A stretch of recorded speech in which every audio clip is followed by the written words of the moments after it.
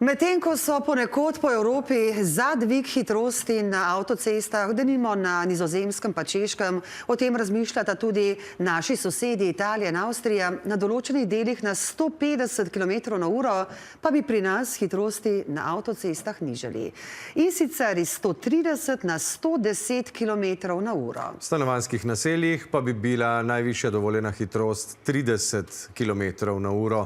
Tak je predlog podnebnega sveta, neodvisnega vladnega svetovalnega telesa. Tako bi izboljšali varnost, pretočnost prometa, prispevali k manj izpustom v zrak, argumentirajo v podnebnem svetu. Pa je to pri nas sploh izvedljivo? Odzivi so mešani, veliko je kritik. Kaj pravijo vozniki in pristojno infrastrukturno ministrstvo? Tanja Vormut.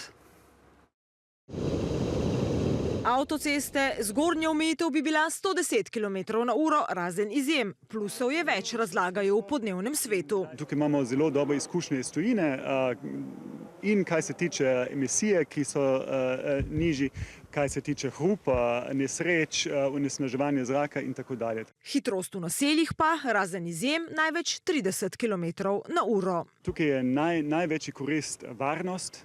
In je dokazano, da če zmanjšamo hitrost v naseljih, da potem ljudi tudi se upajo spet kolesariti, pešačiti. Vozniki.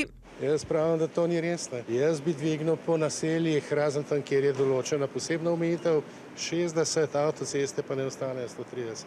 Mogoče bi bilo bolj to za porihtati, da se sploh upošteva dejanske omejitve. Mislite, da bi to pomagalo, da bi bolj upoštevali te omejitve nove? To vprašanje, če bi pomagalo, težko verjetno, mogoče bi pa vsaj kultura voznikov bila malo boljša. Prav tako na podlagi določenih študij iz tujine v podnebnem svetu ugotavljajo.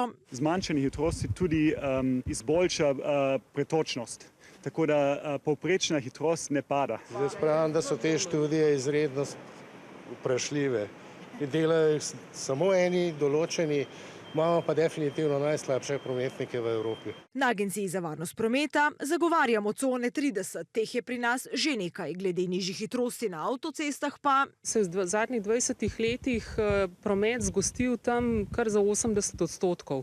To pomeni, da dejansko v zelo redkih časovnih obdobjih lahko dosegamo najvišjo dovoljeno hitrost. Pred takšnimi spremembami je treba narediti kakšno raziskavo, pravijo. V tujini ponekod celo zvišujejo na nekaterih odsekih avtocest dovoljeno hitrost, vendar za to stojijo neke določene raziskave. Res pa je, da so hitrosti na avtocestah nižje, na primer v skandinavskih državah. Kjer pa je prometna varnost tako večja, predvsem tudi že zaradi drugačne vozniške kulture. Podnebni svet lahko spremembe predlaga, odloča pa pristojno infrastrukturno ministrstvo. Pisno odgovarjajo med drugim, da je varnost na cestah seveda njihov osnovni namen, da pa nižanje hitrosti nima nujno le pozitivnih učinkov.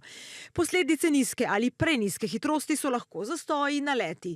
Bodo pa že po resoluciji preučili ustreznost najvišjih dovoljenih hitrosti pri nas. Te pa da so usklajene z omejitvami v večini evropskih držav.